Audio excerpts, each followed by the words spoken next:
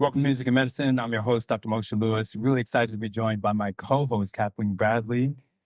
Good afternoon, evening, morning, day, and night. That's the thing that we're always here. Yes. That's an amazing outfit you're sporting there. Thank you. Let me stand up for it. Gotta give it. Karl Kani special. Anyway, thank you very much. My Jessica Rabbit. There you go. Thank you. And is it possible that it's from our guest here, the first that we have here, the first of the most, Mr. Fashion Extraordinaire, basically bringing in hip hop wear, outerwear, urban wear to the market. It hadn't even existed before your name, Karl Kani. We got to roll back that clock and figured out how you even thought of growing up in Brooklyn like I did, making your own clothes. Right. So basically, the journey started from Costa Rica, actually. So I was born in Costa Rica. My dad's Panamanian. We moved to the United States when I was 2 years old. When we came to the United States, my father had a mission to Americanize the family and to set up a business. So he set up a typesetting company on 227 Canal Street, and he got a lot of different bank companies to become his clients. My father used to get his clothes made by a tailor growing up. My father had a certain style that he wanted to wear. So he used to go to Delancey Street, buy his fabric, and go back to Flatbush, Brooklyn to his Haitian tailor and have his tailor make his garments for him. So I kind of used to see the process of him making his own clothing, sort of paying attention, but not really.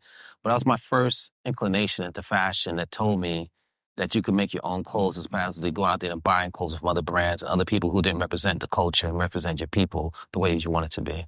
When did you really first start wearing your own clothing? Yes. How old were you then, or did you start? I was, so I started making my own clothing when I was 16 years old.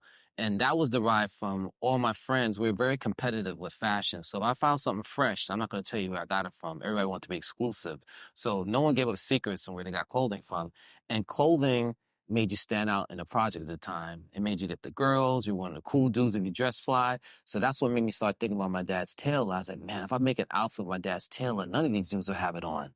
So and at that time, we were looking for clothing that was more baggy, but they didn't have baggy clothing in the stores, right? We were buying these 2 and 3 sizes bigger than what we wore just to get the loose fit.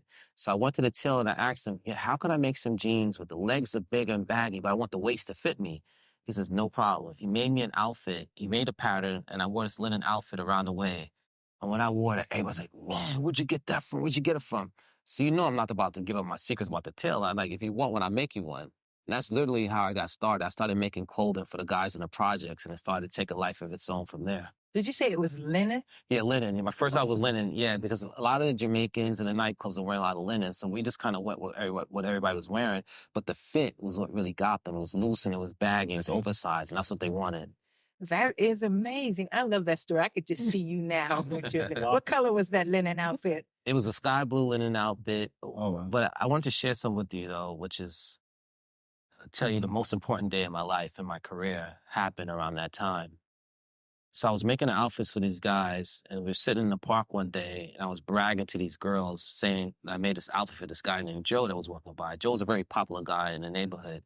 They didn't believe me. They said, Joe, come over here. He comes over, this girl named Keisha, she's like, who made that outfit for you?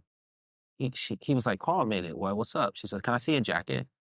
So she starts looking at his jacket. She said, if Carl made it, how come his name ain't on it then? That's when it hit me. I wasn't thinking about being a fashion designer. That's the last thing on my mind was being a fashion designer. We're just trying to hustle, make some clothing. So there was no branding in the clothes, no label, no name. And I wasn't thinking like that. The main reason why, because there was no one that looked like me to achieve this goal before. And I tell people a lot of times, sometimes it takes somebody that looks like you that you could relate to achieve success on a certain level to make you feel like if he could do it, I could do it. And that's what really started the whole trend. And that's what really inspired me to go out there and make my own clothing, put my name on the clothes. What year was that? That was 1986, 86, 87. I was still in New York. I haven't came to LA yet.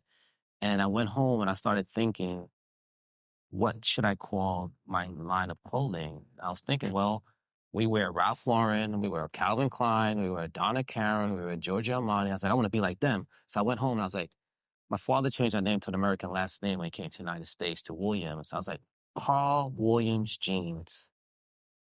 Just didn't have a ring to it the way I wanted, right? The can I was a question I asked myself all the time. Can I be successful? Can I come from the inner city and build a clothing brand? Can I be like Ralph Lauren? Can I be like Tommy Hilfiger? I didn't know the answer to that, but I knew if I call myself can I every day, I have to answer that question. Yes, I can. I love you.